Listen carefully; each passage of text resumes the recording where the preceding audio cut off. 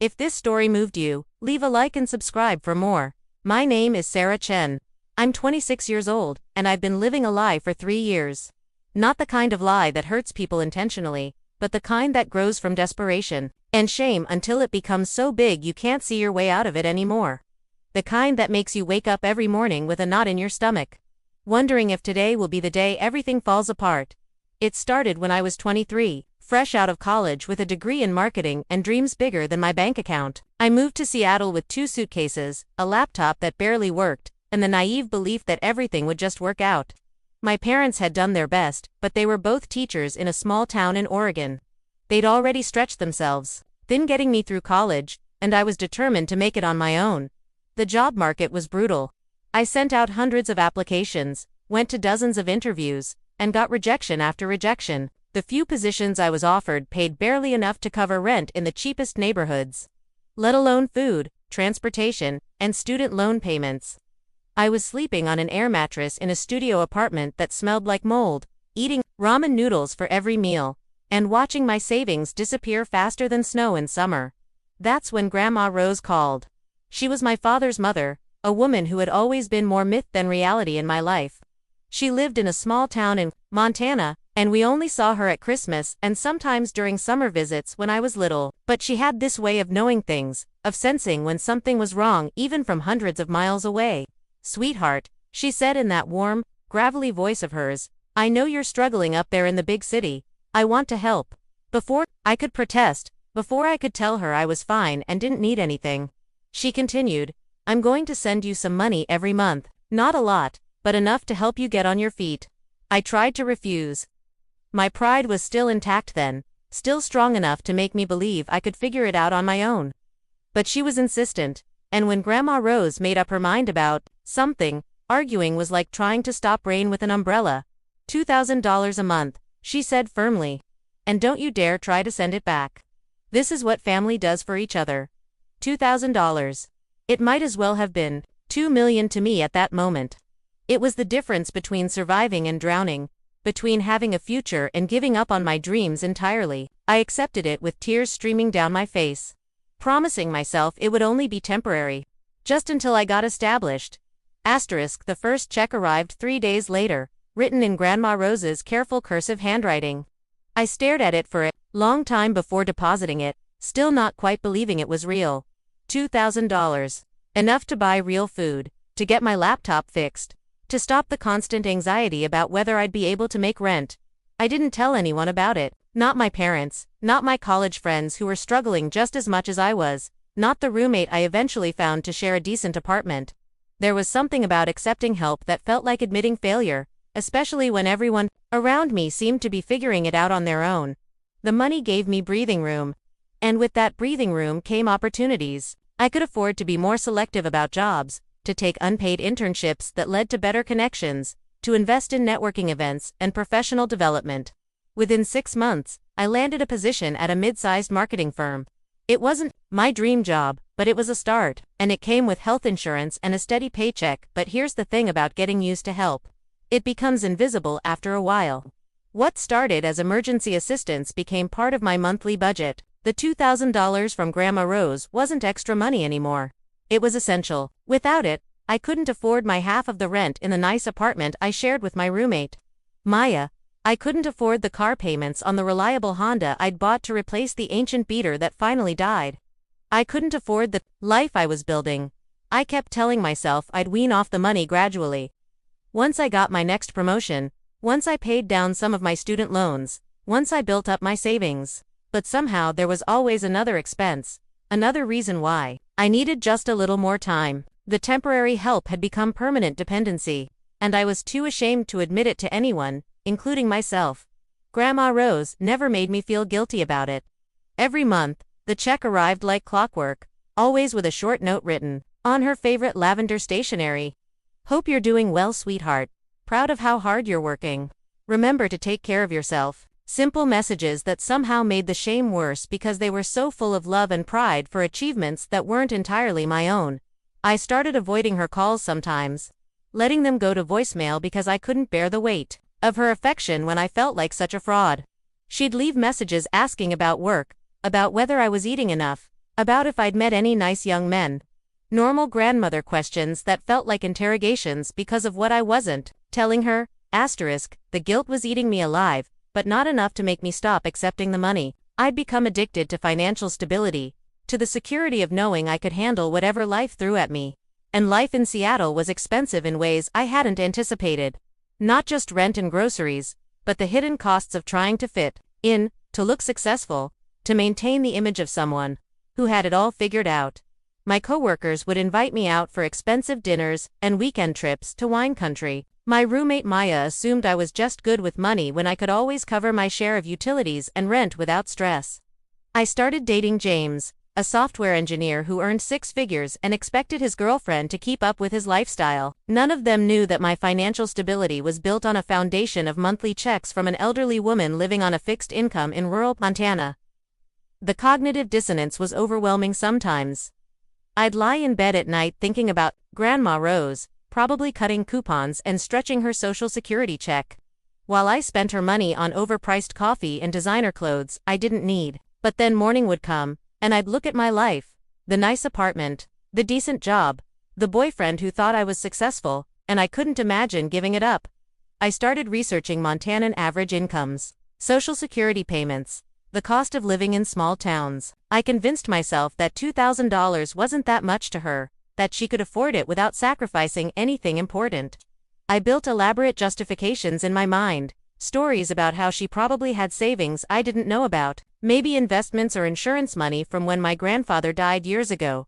But deep down, I knew I was lying to myself. I remembered the small house she lived in, the way she always talked about watching her pennies, how she'd send birthday cards with $5 bills tucked inside because she wanted to give something but couldn't afford more.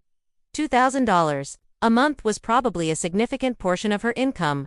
Money she was sacrificing for my comfort. The worst part was how easy it had become to accept it. The first few checks had felt heavy with obligation and gratitude. By the end of the second year, they were just part of my routine, as expected as my paycheck from work. I'd deposit them without ceremony, without the sick feeling in my stomach that used to accompany them. I'd normalized taking money from my grandmother, made it just another fact of my existence rather than the moral compromise it actually was.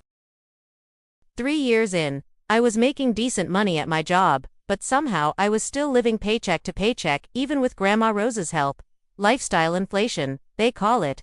My expenses had grown to match my income, including the extra $2,000 that technically wasn't my income at all. I'd moved to a nicer apartment in Capitol Hill, started shopping at Whole Foods instead of Safeway, bought a gym membership and premium streaming services, and all the small luxuries that add up without you noticing.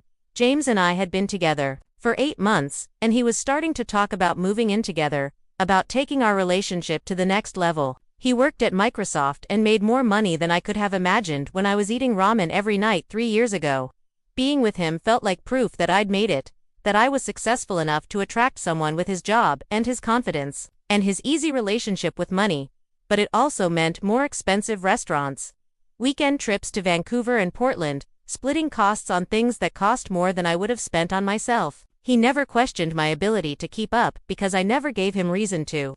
I'd learned to be strategic about when I offered to pay and when I let him pick up the tab, maintaining the balance that made me seem financially independent without actually being financially responsible for everything. My parents were proud of me. When I visited them in Oregon, they'd brag to their friends about their daughter who lived in Seattle and worked in marketing and had a boyfriend with a good job. They thought I was thriving, that their investment in my education had paid off, exactly as they'd hoped. They had no idea that their daughter was essentially being subsidized by their former mother-in-law, that my success was largely an illusion maintained by monthly checks from a woman in her 70s. The family dynamic was complicated.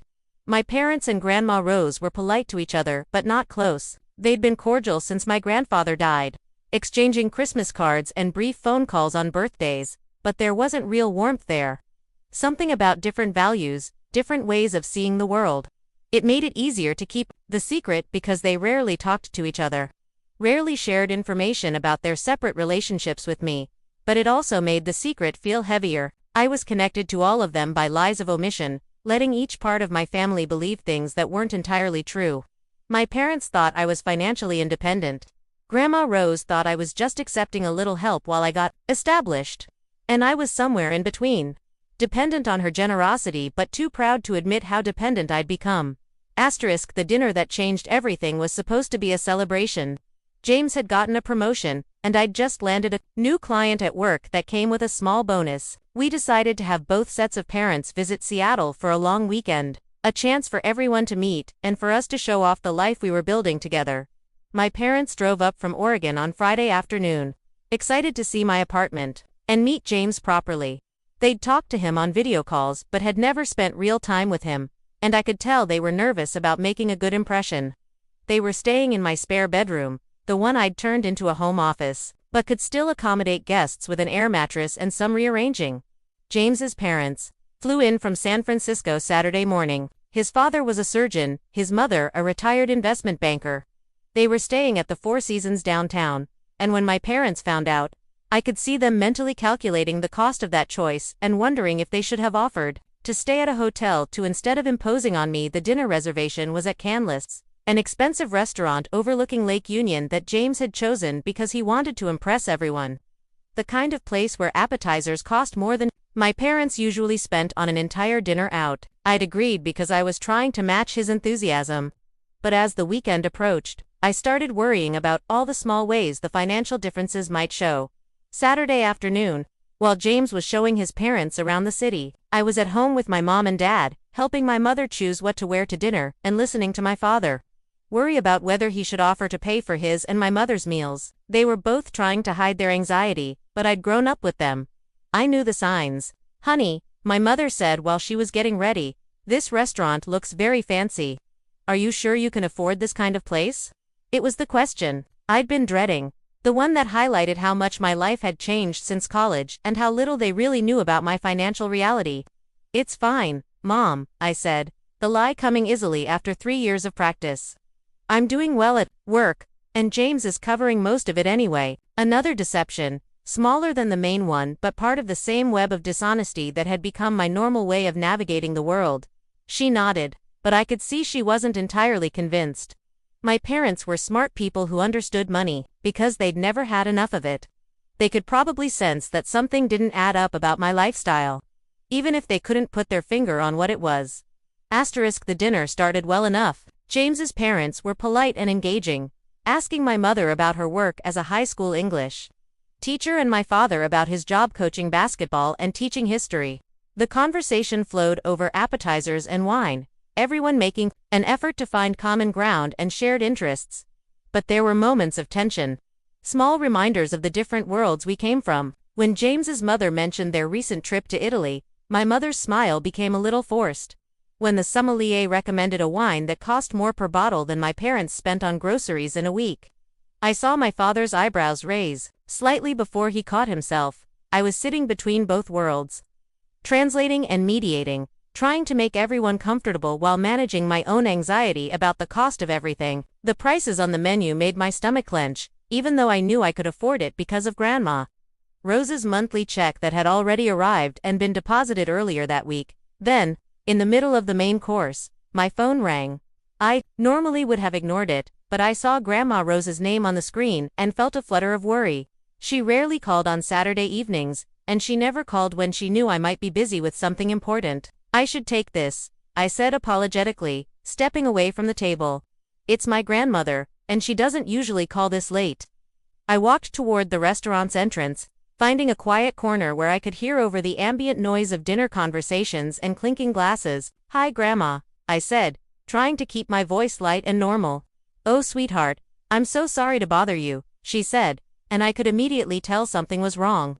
Her voice was shaky in a way I'd never heard before, uncertain and frightened. "I know you're probably busy, but I didn't know who else to call." "What's wrong?" I asked, my heart rate picking up. "Are you okay? Are you hurt?" "I'm at the hospital," she said, and my world tilted. I had some chest pains earlier, and my neighbor Mrs. Patterson insisted on calling an ambulance. "The doctors say it's probably not a heart attack, just stress and maybe some digestive issues. But they want to keep me overnight for observation." I closed my eyes, leaning against the wall for support. "Do you need me to come down there? I can drive down tonight, or catch a flight in the morning." No, don't do that," she said quickly. I'll be fine. They're taking good care of me here. I was scared, and I wanted to hear your voice. We talked for another few minutes, me trying to reassure her while fighting back tears I couldn't let fall in the middle of an expensive restaurant. She sounded so small and alone, and I realized how little I actually knew about her daily life, about whether she had friends nearby or people she could count on in an emergency. Grandma, I said before we hung up, are you? I mean financially, are you okay? The hospital bills and everything. There was a pause, and when she spoke again, her voice was quieter. Oh, honey, don't worry about that. I have Medicare, and I've been putting a little money aside each month for emergencies. I'll be fine.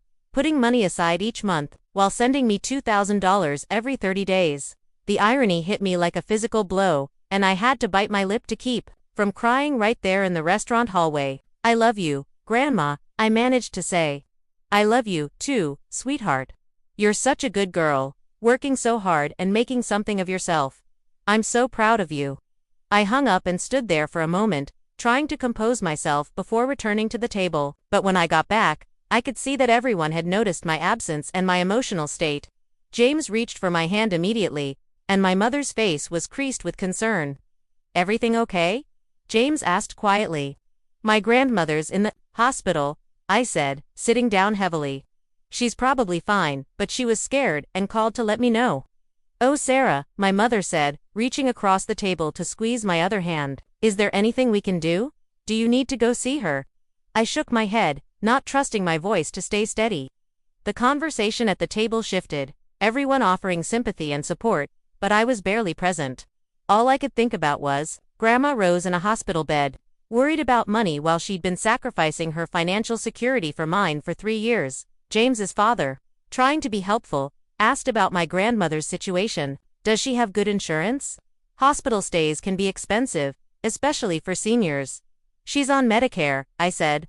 And she mentioned having some savings set aside for emergencies. That's good, he nodded approvingly.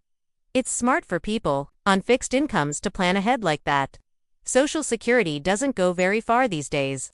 His casual comment about fixed incomes hit me like a sledgehammer. Here I was, sitting in a restaurant where our meal would cost more than many people made in a day, while my grandmother was lying in a hospital bed worrying about expenses because she'd been giving me money she couldn't afford to spare. The rest of the dinner passed in a blur. I participated in conversations but couldn't focus on anything except the growing weight of my guilt and shame.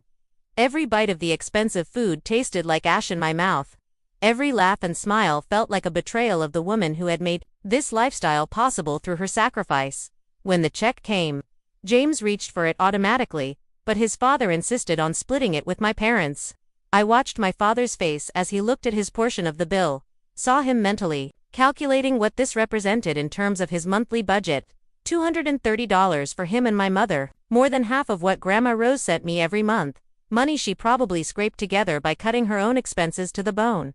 I excused myself to go to the bathroom and ended up crying in the stall, overwhelmed by the realization of what I'd been doing for 3 years. I'd been taking money from someone who could barely afford to give it, using it to live a life that was fundamentally dishonest. I'd been so focused on maintaining the illusion of success that I'd lost sight of the human cost of that illusion. When I came back to the table, everyone was discussing plans for the next day. James wanted to take everyone to Pike Place Market, and maybe a winery tour. His parents were enthusiastic, and my parents were trying to match their energy despite what I knew was their discomfort with the continuing expense of keeping up with James's family's lifestyle. Actually, I said, surprising myself, I think I need to drive down to Montana tomorrow to see my grandmother. Everyone protested. She'd said she was fine, that I didn't need to come. It was a long drive, and I'd miss the rest of the weekend with everyone. But I was insistent, and eventually they accepted that I was worried and needed to see her for my own peace of mind. That night, after everyone had gone to bed, I sat in my kitchen with my laptop and started looking at my finances with honest eyes for the first time in years. I pulled up my bank statements, my credit card bills, my monthly expenses, and started calculating what my life actually cost versus what I actually earned. The numbers were devastating. Without Grandma Rose's monthly checks, I would have been living paycheck to paycheck, barely scraping by even with my decent salary. The apartment I lived in, the car I drove, The lifestyle I maintained. All of it was subsidized by money from someone living on Social Security in rural Montana. I spent hours that night researching the average Social Security payment for someone Grandma Rose's age. The numbers made me physically sick. If she was receiving the typical amount, then the $2,000 she sent me every month represented nearly half of her total income. Half. She was living on half of what she should have had because she was supporting my inflated lifestyle. I thought about her house. The small two-bedroom place where she'd lived since my grandfather died. I remembered the ancient refrigerator that hummed loudly, the living room furniture that was decades old but carefully maintained, the vegetable garden she tended every summer to supplement her grocery budget. All the signs of someone living carefully, economically, while secretly supporting someone else's financial irresponsibility. The drive to Montana the next day gave me 8 hours to think. 8 hours of interstate highway and my own thoughts for company. I'd told James and both sets of parents that I'd be back by Tuesday, but truthfully, I didn't know when I'd be ready to face them again. I didn't know how to go back to pretending everything was normal when I'd finally seen the truth about what I'd been doing. I'd called the hospital before leaving Seattle and learned that Grandma Rose had been discharged Sunday morning. When I called her house, she sounded surprised but pleased that I was driving down to see her. "You didn't need to do that, sweetheart," she said, but I could hear the happiness in her voice. "I'm perfectly fine. It was just a little scare. I wanted to see you," I said. Which was true, even though my motivations were more complicated than simple concern for her health. Her house looked smaller than I remembered. Shabbier around the edges in ways that struck me differently now that I understood our financial relationship. The paint was peeling slightly around the window frames, and the front steps sagged a little. The lawn was carefully maintained, but the flower beds looked sparse. Like someone who was gardening on a tight budget. She greeted me at the door with the same warm hug I remembered from childhood. But she felt frailer than I expected, smaller and more delicate. At 74, she was still sharp and energetic. But there was something about her that seemed more vulnerable than the larger-than-life figure from my memories. We spent the afternoon catching up, and I found myself studying her house with new eyes. The furniture was well-maintained but old. The kind of pieces that were built to last and were being carefully preserved because replacement wasn't an option. The refrigerator I remembered as quirky was actually just ancient, probably costing her more in electricity than a newer model would, but representing an expense she couldn't afford to take on. In her kitchen, I noticed the small economies that I'd overlooked during previous visits. Store-brand groceries, carefully planned meals, leftovers saved and repurposed. The coffee she served me was good but not premium, bought in bulk and stored in the freezer to make it last longer. Everything spoke of someone living on a fixed income, managing carefully to make ends meet. "Tell me about your life in Seattle," she said as we sat in her living room with our coffee. "How's work going? And this young man you've been seeing?" I started to give her the usual cheerful update, the version of my life that made everything sound successful and under control. But sitting in her modest living room, surrounded by evidence of her financial constraints while knowing what she'd been sacrificing for me, the words stuck in my throat. "Grandma," I said, instead, "I need to ask you something, and I need you to be honest with me." She tilted her head, studying my face with the sharp attention that had always made me feel like she could see right through me. "The money you've been sending me," I continued, my voice getting smaller with each word. "How much of a hardship is that for you?" "Really?" Her expression shifted, becoming more guarded. "It's not a hardship, honey. I told you, I want to help. But it is, isn't it?" I pressed, feeling tears start to build behind my eyes. "It's half your income, or close to it. You're living on almost nothing so I can live comfortably." She was quiet for a long moment, and I could see her wrestling with how much to admit. Finally, she sighed and set down her coffee cup. "Sarah," she said gently, "when you called me 3 years ago, you were so scared and desperate. You were trying so hard not to ask for help, but I could hear it in your voice. You reminded me of myself when I was young, trying to make it in a world that felt too big and expensive. But you can't afford it," I said, tears starting to fall. "You're sacrificing your own comfort, your own security, for me." She reached over and took my hands in hers, her skin soft and thin, marked with age spots and the evidence of decades of hard work. "Let me tell you something about money, sweetheart," she said, her voice taking on the tone she'd used when I was little and she was teaching me something important. "Money is just a tool. It's not the point of life. It's just something that can make life easier or harder depending on how you use it. But you need it too, I protested. For your house, for emergencies, for taking care of yourself. I have enough for what I need, she said firmly. I've lived through harder times than this. I grew up during the Depression, remember? I know how to make do with less. But you're just starting your life. You have dreams and goals and a whole future ahead of you. That $2,000 means more to your future than it does to my present. I was crying openly now, overwhelmed by her generosity and my own selfishness. I don't deserve it. I've been using your money to live, beyond my means, to pretend I'm more successful than I actually am. I bought expensive clothes and went to fancy restaurants while you were probably eating generic cereal for breakfast. She was quiet for a moment, and when she spoke again, her voice was thoughtful rather than accusatory. Is that what you've been doing with it? I nodded miserably, unable to meet her eyes. Well, she said after a pause, that's not what I hoped you'd do with it. I thought it was helping you get established, helping you build something real. It was, at first, I said quickly. It helped me get my first decent job, helped me move to a better apartment where I could focus on work instead of just surviving. But then I got used to it, and instead of weaning myself off it, I just adapted my lifestyle to include it. She squeezed my hands gently. We all make mistakes, honey. The question is what you do about them once you realize what you've done. I want to pay you back, I said. All of it. I'll figure out how to cut my expenses, maybe get a second job, but I'll pay back every penny. She shook her head. That's not what this is about. I didn't give you that money as a loan. I gave it to you because I love you and I wanted to help you succeed. But I haven't succeeded, I said. I've just been living a lie. Then stop living the lie, she said simply. Figure out who you actually are without the extra money, and build a life based on that reality instead of the illusion. That conversation changed everything. I stayed in Montana for 3 more days, helping Grandma Rose with some household repairs I'd never noticed needed doing and really talking to her for the first time since I was a child. She told me stories about her marriage to my grandfather, about the lean years when they were starting out, about the satisfaction of building something real together even when money was tight.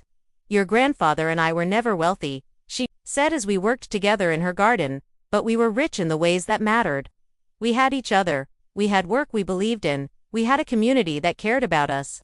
The money was just what we needed to keep going, not what we were going for. I drove back to Seattle on Thursday with a completely different perspective on my life.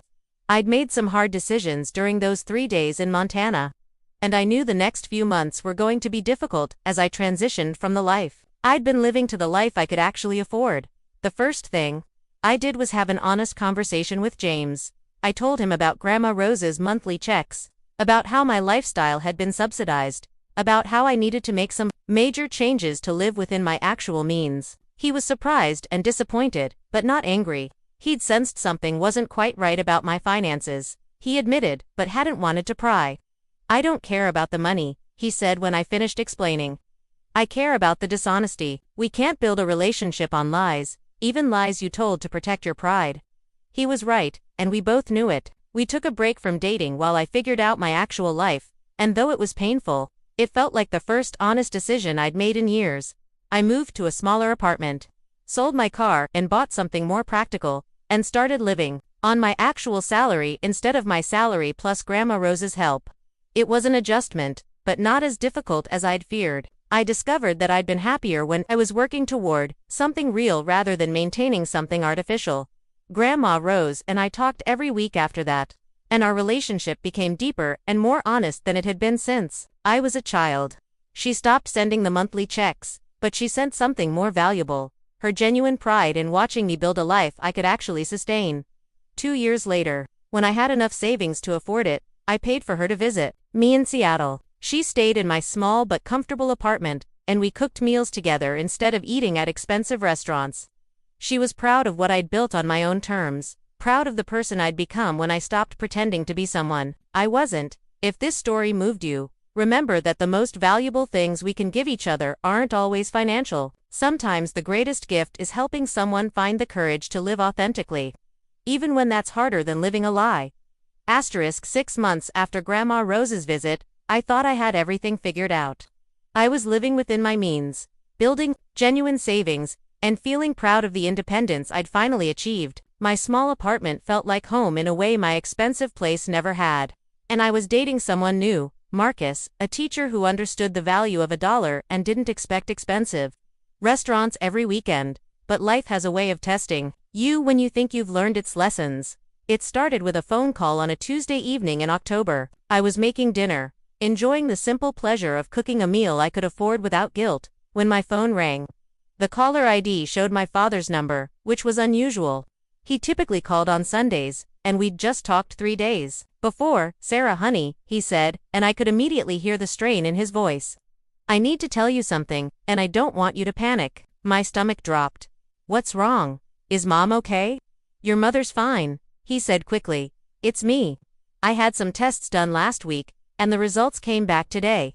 The doctor found something concerning, and they want to do more tests, but..." He paused, and I could hear him taking a shaky breath. "They think it might be cancer."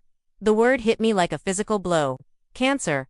My father, who had always seemed invincible to me, who had coached high school basketball for 20 years and never missed a day of work, who had been my rock through every crisis in my life. "What kind?" I managed to ask. "Prostate," he said. "The doctor says if it is cancer, they caught it early, and the prognosis is usually good, but we won't know for sure until after the biopsy next week." I sank into my kitchen chair, trying to process what he was telling me. "Dad, why didn't you tell me you were having tests done?" "I didn't want to worry you unnecessarily," he said, which was so typical of him that I almost smiled despite everything. "The doctor said it was probably nothing, just routine follow-up from my physical. But now, ... We talked for another 20 minutes, him trying to reassure me while I tried to reassure him, both of us failing miserably. After we hung up, I sat in my kitchen, staring at my half-prepared dinner, completely unable to focus on anything except the possibility of losing my father. The next few days passed in a blur of anxious waiting and frequent phone calls. My mother was trying to stay positive, but I could hear the fear in her voice every time we talked. My father was characteristically stoic, more concerned about how everyone else was handling the news than about his own situation. The biopsy results came back on Friday afternoon. It was cancer, but as the doctor had hoped, it was caught early and hadn't spread beyond the prostate. The recommended treatment was surgery followed by monitoring, with an excellent prognosis for full recovery. I should have been relieved, and part of me was, but another part of me was calculating costs, thinking about insurance coverage and time off work and all the financial implications of a major medical crisis. My parents had decent insurance through the school district, but I knew there would still be significant out-of-pocket expenses, and my father would probably need to take extended time off work during recovery. "The surgery is scheduled for the week after Thanksgiving," my mother told me when she called with the details. "The surgeon says it's better to wait a few weeks to let some inflammation from the biopsy go down. And this gives us time to prepare." "What about the cost?" I asked, trying to sound casual about what I knew was probably keeping them both awake at night. "We'll manage," she said, but I could hear the uncertainty in her voice. "We have some savings, and the insurance should cover most of it. We'll figure it out." That weekend, I drove down to Oregon to see them. My father looked the same as always, but there was something different about the way he moved. A new awareness of his own mortality that hadn't been there before. My mother was trying to maintain her usual cheerful demeanor, but I caught her staring into space sometimes, lost in worry. We had dinner at their favorite local restaurant, a family-owned Italian place, where they'd been going for date nights since before I was born. The portions were generous, the prices reasonable, and the atmosphere warm and familiar. It was the kind of place that represented everything good about their life together, unpretentious, genuine, built on lasting relationships rather than flashy appearances. "I keep thinking about Grandma Rose," my father said over dessert, stirring sugar into his coffee with the slow, deliberate movements that meant he was working through something difficult. "About how she helped you when you needed it, no questions asked. That's what family does." I felt a familiar stab of guilt, even though I'd long since made peace with that chapter of my life. "She's an amazing woman," I said carefully. "She is," he agreed, "and I keep thinking about how she didn't hesitate to help even though it probably wasn't easy for her financially. Makes me wonder if we should swallow our pride and ask for help if we need it." My mother reached across the table and squeezed his hand. "We'll be fine, Tom. We've gotten through tough times before." But I could see they weren't fine, not really. Over the next few weeks, as they prepared for the surgery, I watched them both struggle with the reality of facing a major medical expense on a teacher's salary and pension planning. They tried to hide their stress from me, but I knew them too well to be fooled. The irony wasn't lost on me. For 3 years, I'd accepted money from Grandma Rose while my parents struggled financially, never thinking to ask if they needed help or support. Now, when I finally had the means to help them myself, I was afraid to offer because I didn't want to wound their pride, the way accepting help had wounded mine. I'd started doing research into the likely costs of prostate surgery and recovery. Even with good insurance, they were probably looking at several $1,000s in out-of-pocket expenses, plus the lost income from my father's time off work. It wasn't an amount that would bankrupt them, but it would definitely strain their budget and eat into the modest savings they'd been building for retirement. I had the money to help them. Living within my actual means for the past year had allowed me to build up a decent emergency fund, and I'd been freelancing some marketing consulting work on weekends to supplement my income. I could cover their out-of-pocket medical expenses without seriously impacting my own financial stability. But how do you offer financial help to parents who have always been the ones providing support? How do you reverse the relationship dynamic without making them feel like they've failed somehow? Every conversation I imagined having with them about money ended with hurt feelings and wounded pride on both sides. I called Grandma Rose to talk through my dilemma. She listened quietly as I explained the situation, occasionally making small sounds of sympathy and understanding. "Your father is a proud man," she said when I finished. "Just like his daughter.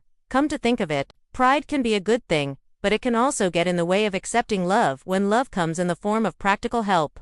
"How did you know I would accept the money when you first offered it to me?" I asked. "I didn't know," she said honestly. "I hoped, but I was prepared for you to refuse. The important thing was making the offer, letting you know that help was available if you decided you needed it." "But this is different," I protested. "They're my parents. They've spent their whole lives taking care of me. And now you're grown up and able to take care of them when they need it," she said gently. "That's how families are supposed to work, honey. The care flows in different directions at different times, but it always flows from love."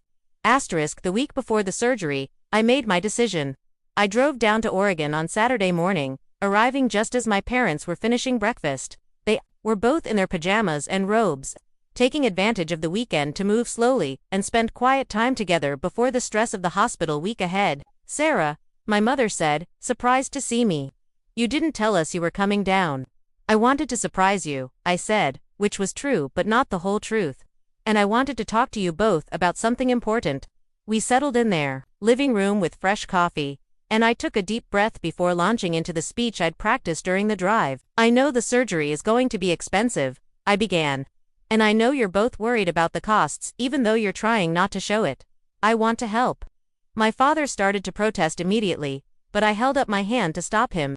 "Let me finish," I said.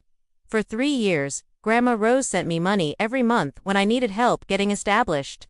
She never made me feel guilty about it or like I was taking charity. She just helped because that's what family does.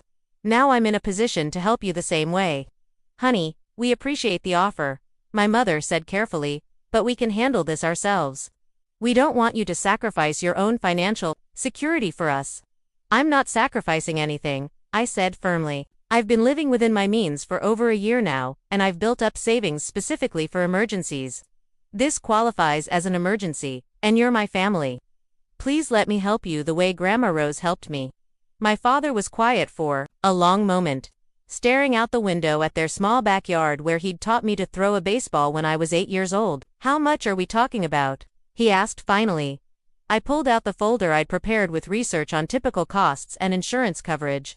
"Probably around $5,000 total, maybe a little more, depending on complications and recovery time. I can cover all of it without touching my emergency fund." "That's a lot of money, Sarah," my mother said softly. "It's really not," I said. "Not compared to what you've both given me over the years, and not compared to what this peace of mind is worth to all of us."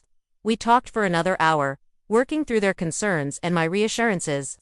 The conversation was difficult in some of the same ways my talks with Grandma Rose had been difficult. Pride and independence warring with love and practical necessity. In the end, they agreed to let me help, but only if I would accept partial repayment once my father was back to work and they could assess their financial situation. It wasn't the unconditional acceptance I'd hoped for, but it was progress, and I understood their need to maintain some sense of control and reciprocity. The surgery went well. I took time off work to be at the hospital with my mother during the procedure. And we spent the long day alternating between nervous conversation and comfortable silence in the surgical waiting room. When the surgeon came out to tell us everything had gone perfectly, we both cried with relief. My father's recovery was slow but steady. I spent the first week after surgery staying with them, helping with meals and household tasks while he regained his strength. It felt good to be useful, to be the one providing care instead of needing it. There was something healing about reversing our traditional roles. Even temporarily, during that week, I had long conversations with both of my parents about things we'd never discussed before. My father talked about his fears of aging and becoming a burden, about his regrets over some of the financial decisions they'd made when I was younger. My mother shared her worries about retirement and whether they'd saved enough to maintain their independence as they got older. "We always tried to shield you from our money worries when you were growing up," my father said one afternoon as we sat together on their back porch. "Maybe that was a mistake. Maybe if we'd been more open about the realities of finances, you wouldn't have struggled so much when you first moved to Seattle." "I don't think it would have made a difference," I said honestly. I needed to learn those lessons myself, in my own time and my own way. "Still," he said, "there's something to be said for honesty about money within families. All the secrecy and pride just creates more problems." He was right, and his words made me think about my own relationship with money and honesty. I'd learned to live within my means. But I still wasn't entirely comfortable talking openly about finances, even with the people closest to me. There was still a part of me that wanted to appear more financially secure than I actually was. That evening, I called Marcus to check in and found myself being more honest about my situation than I'd ever been with James. I told him about helping my parents, about my own financial limitations, about my ongoing process of learning to live authentically rather than trying to project an image of success. "I'm proud of you," he said when I finished explaining. "It takes courage to help family when you're still building your own stability." 6 months later, my father was fully recovered and back to coaching basketball. The medical bills had been manageable with my help, and my parents' financial stress had eased considerably. They insisted on making small monthly payments to reimburse me, despite my protests. And I eventually accepted because I understood their need to contribute. But the experience had changed all of us in ways that went beyond the immediate crisis. We'd learned to talk more openly about money and support, to ask for help when we needed it and offer help when we could provide it. The artificial barriers of pride and independence had given way to a more honest understanding of how families actually function. Marcus and I had been dating for almost a year by then, and our relationship had a foundation of honesty that felt completely different from what I'd had with James. We talked openly about our salaries, our financial goals, our student loan payments, and our plans for the future. There were no secrets, no pretending to be something we weren't. One evening in spring, as we were cooking dinner together in my small apartment, he brought up the subject of moving in together. "I've been thinking about it for a while," he said as he chopped vegetables for our stir-fry. "Not because of the money, although splitting rent would be nice, but because I want to build something real with you." "Something real," I repeated, liking the sound of that phrase. "Yeah," he said, looking up from his cutting board to meet my eyes. "No pretending, no trying to impress each other with things we can't afford. Just us, building a life together based on who we actually are." We found a small 2-bedroom apartment that we could comfortably afford on our combined incomes. Moving in together felt like another step in my ongoing journey toward authenticity, toward building a life based on reality rather than appearance. But the biggest change was yet to come. It started with another phone call, this time from a number one didn't recognize with a Montana area code. When I answered, a woman's voice I didn't know asked if I was Sarah Chen, Rose Patterson's granddaughter. "Yes," I said, my heart immediately starting to race. "Is everything okay? Is my grandmother all right?" "My name is Linda Morrison," the woman said gently. "I'm a neighbor of your grandmother's, and I'm calling because she asked me to. She's in the hospital again, honey, and this time it's more serious." I was on a plane to Montana 6 hours later, having used almost all of my carefully rebuilt emergency fund to buy a last-minute ticket. Marcus offered to come with me, but I needed to do this alone, to face whatever was waiting for me without the buffer of someone else's support.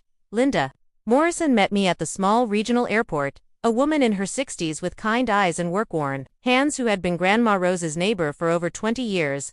During the drive to the hospital, she filled me in on what had happened. She collapsed in her garden yesterday morning, Linda explained. I found her when I came over to borrow some tomatoes. She was conscious but weak, and she kept saying she was just tired, but I called the ambulance anyway because something didn't seem right. The doctors had run extensive tests and found that Grandma Rose's heart was failing. Not acutely, not in immediate danger, but steadily declining in a way that meant significant lifestyle changes and ongoing medical care. She's been hiding how sick she's been, Linda continued as we pulled into the hospital parking lot. I think she didn't want to worry anyone, especially you kids. But she's been struggling for months, maybe longer. I found Grandma Rose in a private room on the cardiac unit, looking smaller and more fragile than I'd ever seen her. She was awake when I walked in, and her face lit up with a smile that was still unmistakably hers, despite her obvious exhaustion. There's my girl, she said, reaching out her hand to me. You didn't need to come all this way. I'm going to be fine. But she wasn't fine, and we both knew it. Over the next few days, as I stayed in her house and visited her every day, I learned the full extent of what she'd been dealing with. The heart failure was manageable with medication and lifestyle changes, but it would require ongoing monitoring and care. More importantly, it was becoming clear that she couldn't continue living alone in her house. The doctor says I need to be closer to medical facilities, she admitted during one of our conversations. And Linda's been doing too much for me already, grocery shopping, driving me to appointments, checking on me every day. It's not fair to her. What are your options? I asked, though I was already dreading the answer. There's a nice assisted living facility in Billings, she said, trying to sound upbeat about it. It's specifically for people with heart conditions, so they have nurses on staff and everything. The social worker says it would be perfect for my needs. What about the cost? She was quiet for a moment, and I could see her calculating in her head, the same way I'd learned to do when money was tight. It's expensive, she said finally. More than I can afford on Social Security alone. I'd have to sell the house.